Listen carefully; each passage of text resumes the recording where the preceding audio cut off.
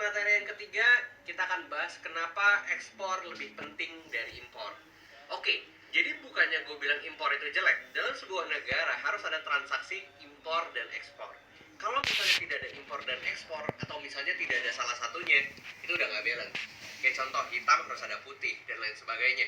Jadi menurut gue, tidak ada salahnya dengan impor. Tapi yang menjadi salah adalah ketika impor ini mendominasi market lokal. Itu yang salah. Nah, kenapa gue bilang kayak gitu? Kalau misalnya contoh yang paling gampang. Kita kalau beli barang dari e-commerce gitu ya, e-commerce yang gue sebut nama lah karena kita di platform sendiri. Contoh misalnya Tokopedia atau Shopee. Kalian pergi ke Shopee, ke Tokopedia, ke Alibaba, bukan Alibaba ya, ke Bukalapak dan lain sebagainya. Gue pengen tanya deh sama kalian. Kalian kalau beli barang yang murah atau beli barang Indonesia? Nah, coba jawab dulu deh. Kalian beli barang murah atau beli barang Indonesia? Atau beli barang yang ulasannya paling banyak, yang bintangnya, reviewnya paling banyak? Pasti kita pilih yang itu kan? Kita akan mencoba untuk cari barang yang termurah, kualitas yang paling bagus. Itu yang pasti kita cari. Menurut gue normal. Karena kita manusia, kita pengen yang untung sebanyak-banyaknya, tapi mengeluarkan dana sedikit. Kalau bisa sedikit mungkin. Nah, kenapa gue bilang ekspor ini lebih penting dari impor? Supaya lokal UMKM kita atau lokal bisnis kita itu tidak tergerus sama barang-barang dari luar negeri. Kalian tahu nggak, 95% barang yang ada di e-commerce kita saat ini itu adalah barang impor. Dan mostly biasanya barang dari Cina. Sekarang UMKM kita kemana coba? Yang kita tahu UMKM kita itu menggerakkan 60% roda perekonomian Indonesia. Kalau sekarang mereka ini digerus dan dibantai oleh produk asing, menurut gue susah. Dan mau sampai kapan? Kalau kita bicara produk dari Cina, itu kita bicara soal harga. That's it. Nih, gue pengen ngasih tahu ke kalian ya. Kalian paham atau kalian sadar atau tidak? Waktu Cina pertama kali impor udah mulai masuk ke Indonesia, waktu itu belum ada e-commerce juga, masih ya kayak di Glodok, di Mangga 2, ini di Jakarta ya. Dan Tanah Abang dan lain sebagainya. Sekarang gue pengen tanya deh ke kalian.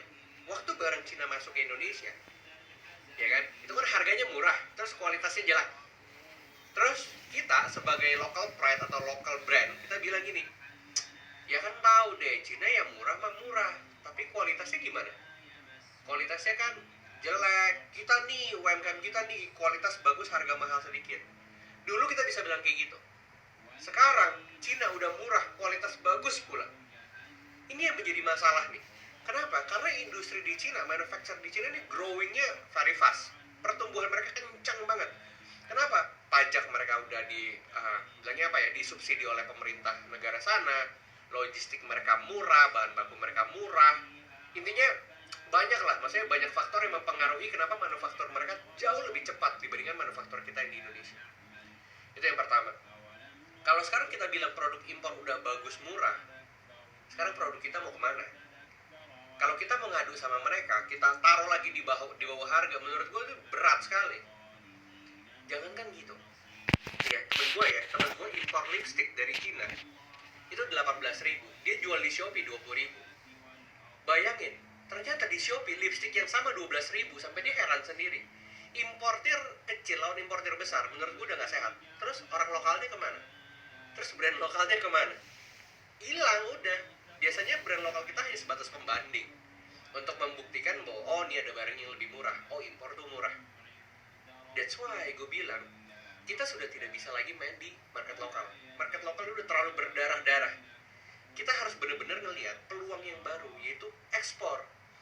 Kalau Cina bisa serang market Indonesia, kenapa Indonesia nggak bisa serang market Cina? Itu dulu pertanyaannya. Kayak contoh, sekarang gue lagi kembangin satu bisnis, yaitu seafood. Gue berpikir gini, oke, Cina kan negara daratan, pasti kan lautnya nggak ada. Kalau kita kan negara kepulauan, pasti lautnya 70% negara kita aja air katanya.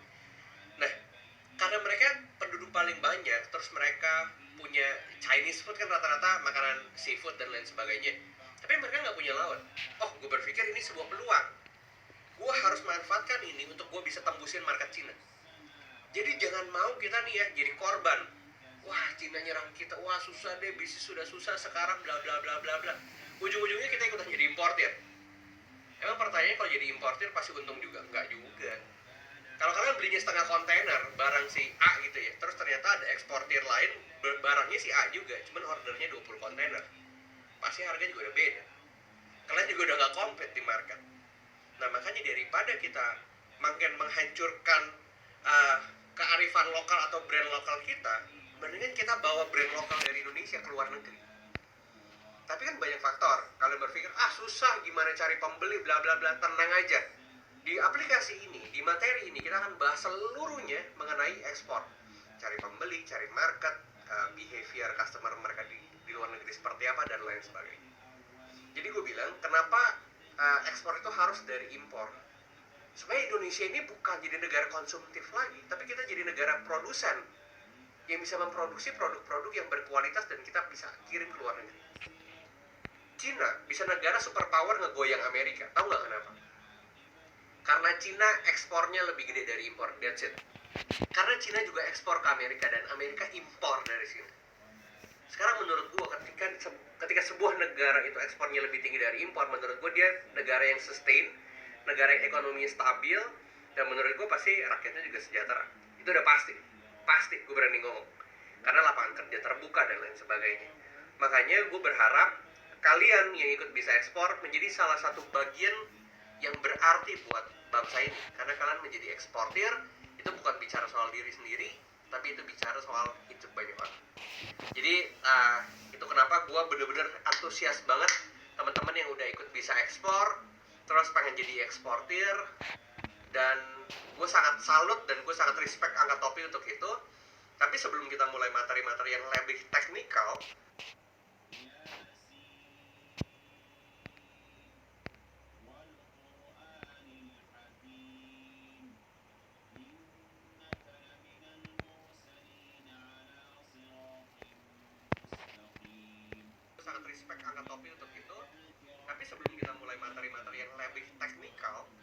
gue cuma pengen kasih tahu ke kalian bahwa ini loh yang terjadi kalau kita benar-benar bisa ekspor.